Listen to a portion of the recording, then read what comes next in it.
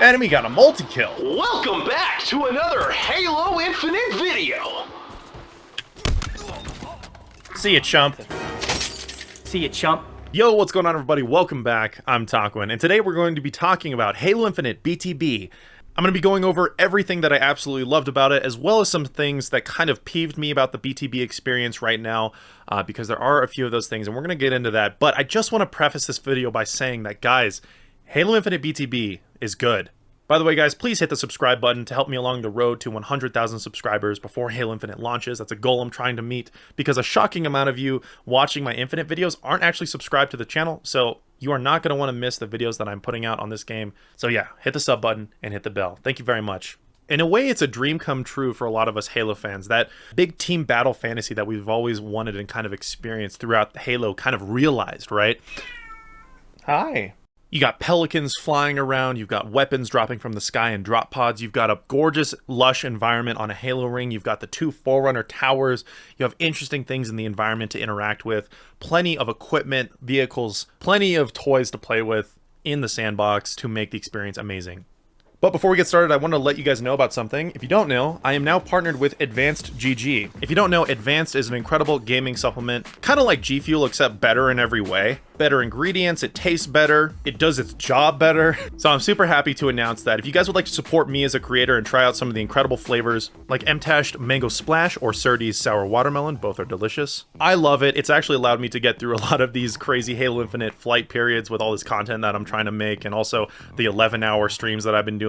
It's kept me focused and engaged the entire time. Plus, it tastes amazing. So anytime that I'm getting a little sleepy or unfocused, I'll just take some Advanced and I'll be right back into my workflow. It's actually awesome. I highly recommend it. So if you'd like to support me as a creator, you can use code TAQUIN at the link below or at checkout at advanced.gg. But yeah, just wanted to announce that real quick, that I am officially an Advanced GG partner. So yeah, use code TAQUIN at checkout at the link below. So anyways, let's get into Halo Infinite BTB. Starting off, I think my general favorite part of Halo Infinite BTB so far is it nails the core of what Halo BTB is about. There are a lot of opportunities to do a lot of random and dumb shit. Things like getting the grapple shot and then grappling to a ghost to hijack it, then using that ghost to run over 3 people or flip over and die like I did many times. Using the repulsor to get up onto a rock and get an awesome power position. Finding a skewer on the ground and then missing your shots with it. Shooting a Warthog with a skewer and flipping it over. Shooting a skewer into the lift to kill a dude who's going off that lift. Drifting with a Mongoose, cranking the vehicles, opening the loot cave, finding a bunch of goodies in there. There's just so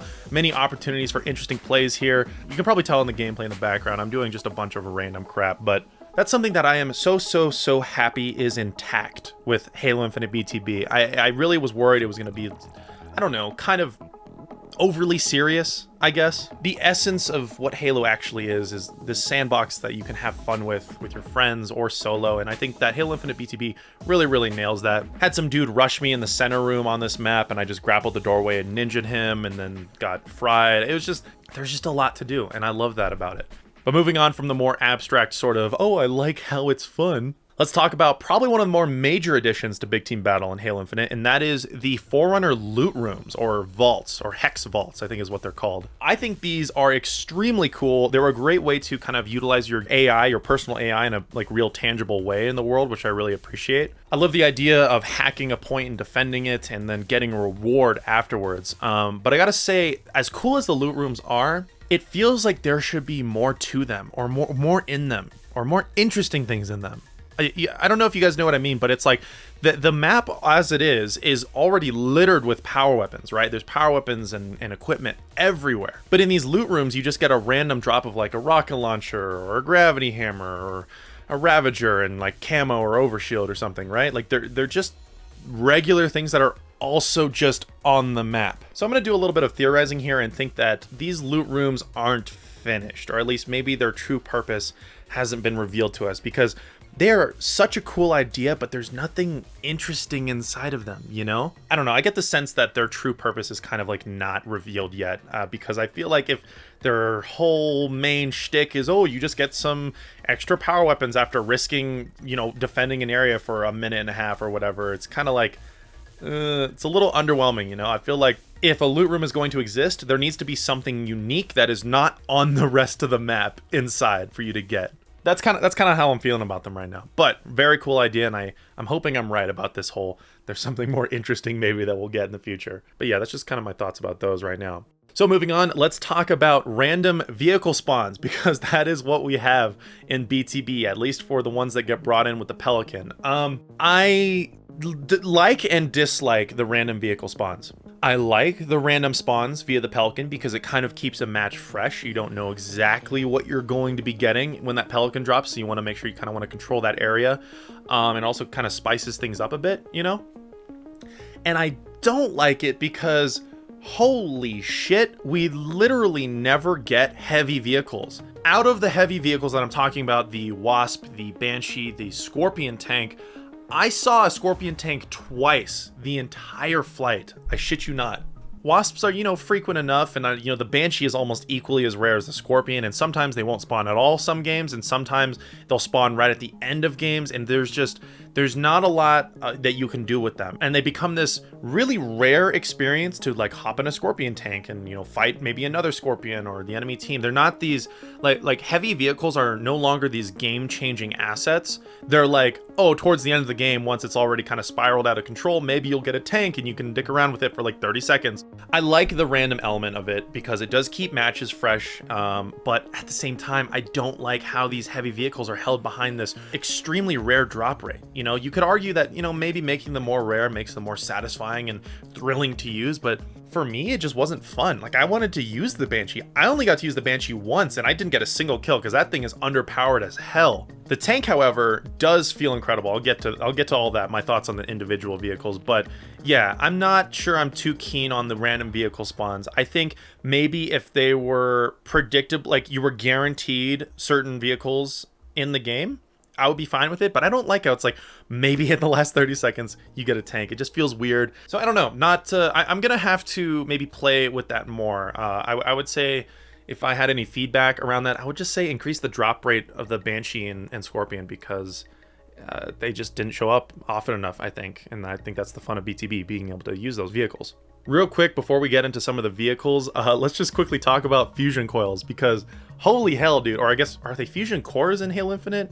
I'm just going to call them coils, but I heard someone refer to them as fusion cores, so maybe they're like a different thing entirely. But fusion coils are cool as hell, dude. I love how you can throw them and it's such a hilarious way to kill people. And it's not like that overpowered because they can be shot out of your hands, right? And it's kind of like a risk holding them. Anyway, I don't have too much to say on this. Here's some funny clips of me like fusion coiling some people. It's just a fun little extra bit of like utility on the map, you know, some explosives to kind of mess around with. What I will say though is I wish they actually respawned, because once everyone on your team kind of took one at the start of the match, it's kind of like an opening strategy gimmick. You just grab a fusion coil and run and throw it at someone and get maybe a kill and oh haha funny, and then it's over, right? They don't respawn. They don't feel like an organic part of the sandbox. They feel like a sort of like a gimmicky set piece, like, here guys, you can throw fusion coils, how cool is this? But you get to do it once, that's it. I don't know, I feel like they should respawn. I kind of think it's a bit silly that they don't. So moving on, let's talk about the vehicles in actual PvP big team battle gameplay. How does the Banshee work? How does it feel? The Wasp, the Scorpion. Let's talk about those things right now. So starting off with the Banshee. The Banshee is floaty as hell and wild. I actually find it really interesting. I didn't actually know what my Banshee flip keybind was when I used it, so I didn't really get to do any Banshee flips, so I can't really comment on that. But from footage I've seen, they do look pretty snappy and I don't know, they look good. But the Banshee is super fast. Like, that thing soars, it jets, man, it blitzes, it rides, it styles, it crikes, it bolts off the line. And turning it once it's going that speed is a bit challenging, but I do really like how fast it is. It feels cool to drive. However, it felt a bit underpowered. I found myself just Banshee bombing tons of people and just like never getting a single kill. Like I said earlier, it's hard to get the Banshee because that shit never spawns. So I had one chance and I kind of blew it. I didn't get any kills, so you can talk shit on me in the comments if you want. But yeah, I think in general the Banshee's underpowered. I mean, I saw a clip of some dude who had glitched into Forge and was using a Banshee, and he, I shit you not, directly Banshee bombed someone and they didn't die. So you can say, oh yeah, talk when you trash. But you know, I point you to that clip, so crank. Moving on to the Wasp. The Wasp feels honestly pretty perfect. It's exactly what a Wasp should be. It should be, you know, mid to high damage vehicle that is really easy to kill. For everyone in the comment section, I have a clip channel, by the way, if you guys don't know, and I've been uploading a ton to it. It's called High Octane Halo.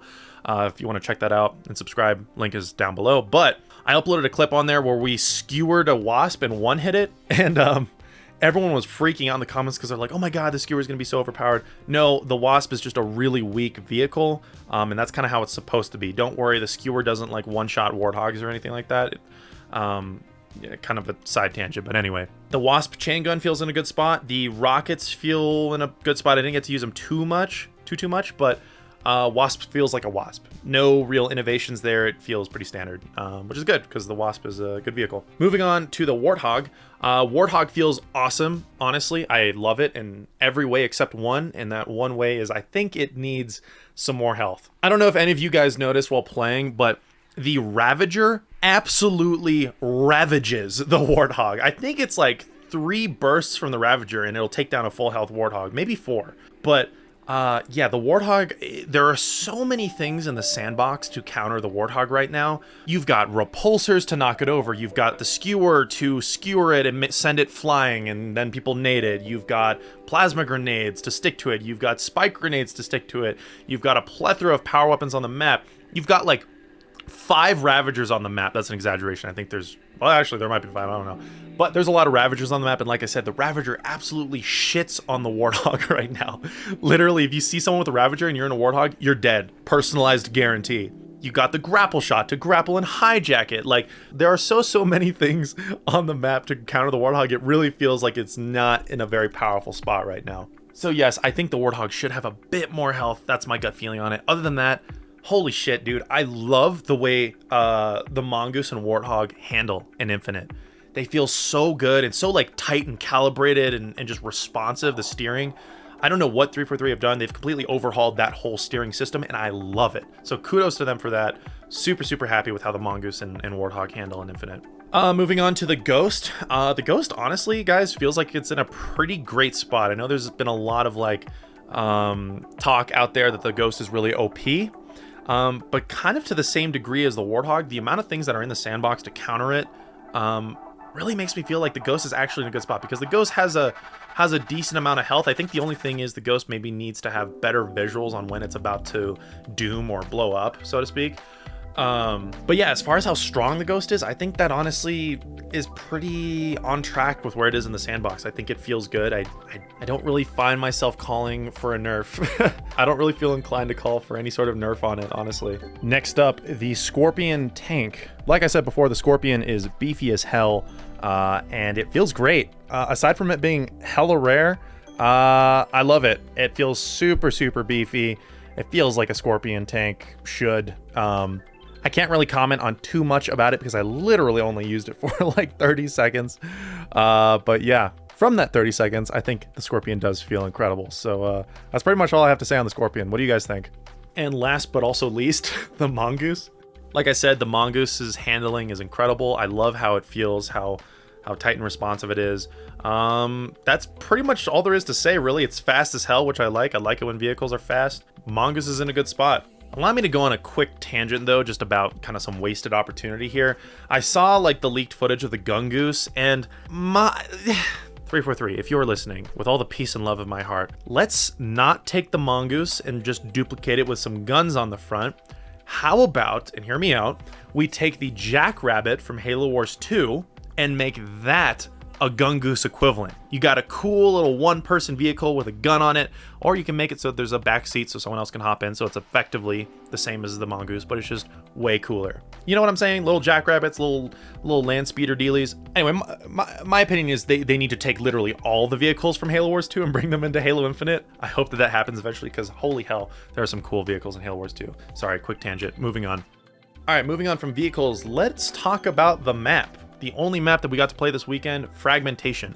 So starting off with the visuals, the map itself is gorgeous, but I do have a few gripes. The lighting, as beautiful as the lighting was on that map, it felt a tad off. Almost like the colors were like dull, and the color temperature of the map felt kind of strange.